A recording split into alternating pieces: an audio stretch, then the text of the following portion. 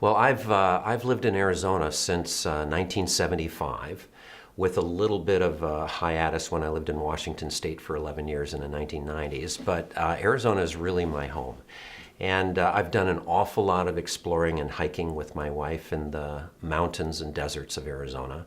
And one of the things that I came to learn early, way back in the 1970s when I was first doing my exploring, is that in the Arizona desert, the most precious thing you can find and appreciate and explore and enjoy is water. Water in the desert is a real miracle.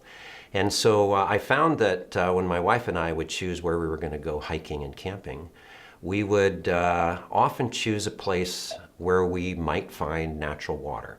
A lot of people like to hike up to the tops of mountains, and that's never been something that really drove me. I've always searched for secret, narrow canyons that not too many people get into, and I've always looked for little pools of secret water where you could stop and cool off and enjoy that precious miracle of water in the desert.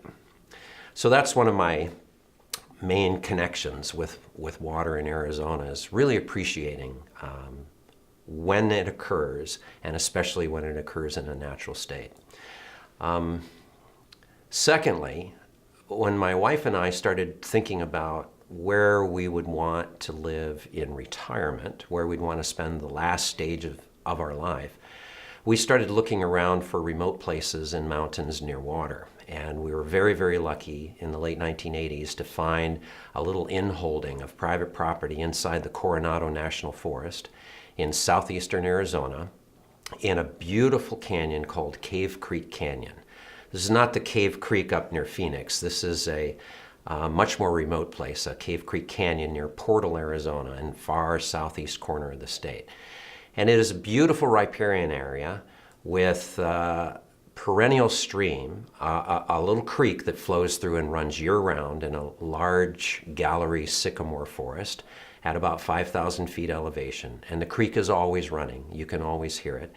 And because of that, there's very special wildlife values there. And we have built our retirement home there, and that's where I'll be heading to when I eventually leave my position here at ASU. And I will spend the rest of my life along a beautiful ribbon of green in a gorgeous mountain range in southeast Arizona. So water is very core to who I am and my identity and my sense of place.